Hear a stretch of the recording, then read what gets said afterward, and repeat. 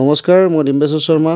মোৰ ইউটিউব চেনেলটোলৈকে সকলোকে স্বাগতম জনাইছোঁ। তাৰপাছত মই আৰম্ভ কৰিলোঁ সদৌ অসম ভিত্তিত বিয়ানাম জোৰানাম প্ৰতিযোগিতা ষ্টাৰ্ট কৰিলোঁ। মোৰ প্ৰগ্ৰেমো হৈ গ'ল, এতিয়া প্ৰাইজ ডিষ্ট্ৰিবিউশ্যন আছে বাৰু। সেইটো অকণমান প্ৰডিউচাৰৰ মানে ঘৰৰ ফেমিলি মেম্বাৰৰ কাৰণে অকণমান। আপুনি কেনেকৈ ভাবিলে এতিয়া নিজৰ ইউটিউবত মই ধৰক বিয়াৰ গীত গাই ভাইৰেল হ'ব? নহয়, মোৰ তাৰমানে কি হৈছে, মোৰ আগৰে পৰাই তাৰমানে মোৰ এটা ইউটিউব চেনেল খোলাৰ বিৰাট এটা ইচ্ছা আছিলে। তাৰপাছত মই ভাবিলোঁ কি, যিহেতু মই গাওঁ, মই নিজে কি গাওঁ কি নেগাওঁ মই নাজানো দেই। ৰাইজে কয়, মোৰ মিছেছেও কয় বা মোৰ মায়েও কয় যে ভাল গাওঁ তুমি কিবা এটা কৰিব লাগে। তেনেকৈ ভাবি পেলাই মই ভাবিলোঁ যে হীৰক বুলি ল'ৰা এটা আছে, ৰেকৰ্ডিষ্টৰ চাউণ্ড ইঞ্জিনিয়াৰ।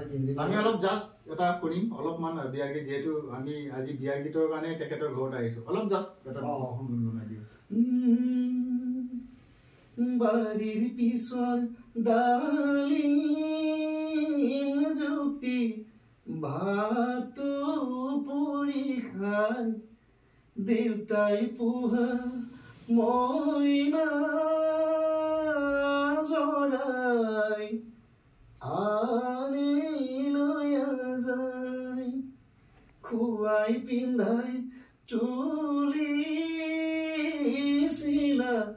মৰমৰে আই কিহতে দি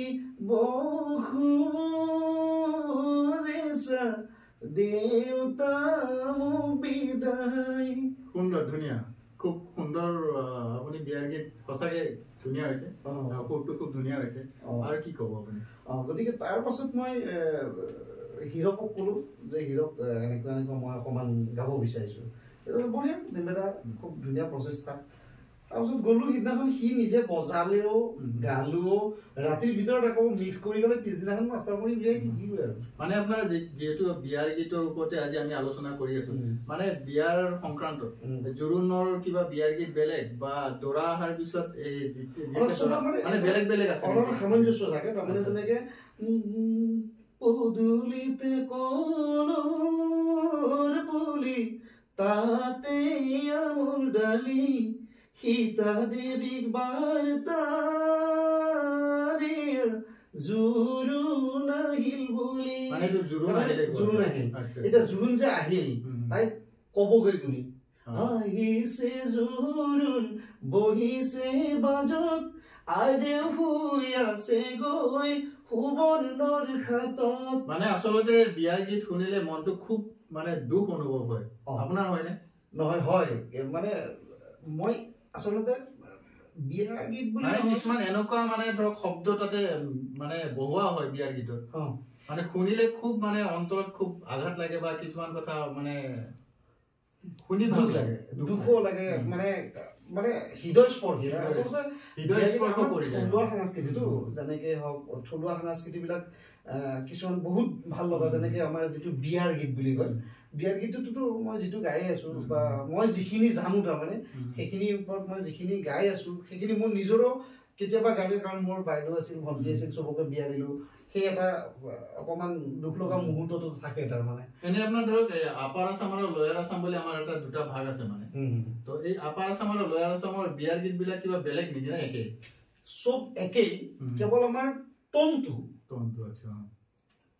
যিটো আছে আমাৰ চব একেই, কেৱল ক'ৰ পৰা আহিলা আমাৰ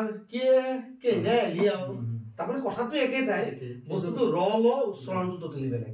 তাৰমানে বিয়াৰ গীত, বিয়াটোতো চবৰে প্ৰায়ভাগৰ ঠাই ভেদে বেলেগ বেলেগ থাকে। তো গতিকে তেনেকুৱাই হয় আৰু। এনে ধৰক যেতিয়া বিয়াৰ দিনা আমাৰ মানে মহিলাসকলে পানী তুলিব যায়, আয়তীসকলে, তো সেই বিয়াৰ গীত আপুনি পাৰিব নেকি অলপ গাই দিব কাৰণে? ৰাম কৃষ্ণ পানী তুলিবলৈ ৰাম কৃষ্ণ ওলাইছে আয়তী, হৰি মূৰৈ কাষতে কলচী ৰৈ, আগে দিয়া পাছে দিয়া পঞ্চায়তী, দুৰ্বাঘাতৰ পানী আনি আইদেউৰ মূৰত দিয়ে, কি ৰাম ৰাম আইদেউৰ মূৰত দিয়ে। আপোনালোকে শুনিলে অৰুণোদয় অসমৰ দৰ্শকে ইতিমধ্যে আমাৰ ডিম্বেদাই গোৱা বিয়াৰ গীত আপোনালোকে শুনি আছে আৰু আমি জাষ্ট মাত্ৰ এটা কথা তেখেতক আমি সুধিম আৰু ইমান তাৰপিছতে আমি আজি এই অনুষ্ঠানটো সামৰিম ডিম্বেদা গতিকে যিহেতু আপুনি সুন্দৰ ধুনীয়া বিয়াৰ গীত গাইছে আমাৰ অৰুণোদয় অসমৰ দৰ্শকে শুনি আছে চাই আছে গতিকে অৰুণোদয় অসমৰ দৰ্শকক আপুনি কি মেছেজ দিব মেছেজ মানে কি আৰু মানে আমাৰ যিটো থলুৱা সাংস্কৃতিক ধৰকচোন অৰুণোদয় অসমত ল'ৰা ছোৱালীও কাম কৰি আছে যে মই যিখিনি গালো সেইখিনি উপলব্ধি কৰি তেনেকুৱাকৈ সেই মানে আমাৰ সেই মাধ্যমত যাতে বস্তুখিনি চলি থাকিলে হ'ল বা প্ৰচলন কৰিলে হ'ল সেইটোৱেই কথা আৰু এটা আপোনাক সুধিম যিহেতু বিয়াৰ গীতৰ ওপৰতে আমি কৰি আছো আপোনালোকে সকলোৱে গম পাইছে যেতিয়া আপোনাৰ ধৰক দৰা আহিলে কইনা যেতিয়া ওলাব বিয়াত বহিব তেতিয়া সেই সময়ত আপোনাৰ অনুভৱটো কেনেকুৱা লগতে সেই সময়ত গোৱা বিয়া গীত অলপ জাষ্ট আপুনি অৰুণোদয় অসমক অনুভৱটোতো এইটো বহুত আৱেগিক সেইটো এনেকুৱা হ'ব কিবা ওলাই অহা কিবা এনেকুৱা বিয়া গীত আছে ওলাই দেৱে উজুচি হাতত লৈ অকণ পাহৰিছোঁ বাৰু তাৰপিছত এটা বৰ ধুনীয়া আছে ধাননি পথাৰৰ ধানৰে থোপ ৰাখকচোন দেউতাই দুদিনমান ৰাখিম কেনে কৰি আইজনী তোক লোকৰ যতন কৰি লৈ যাব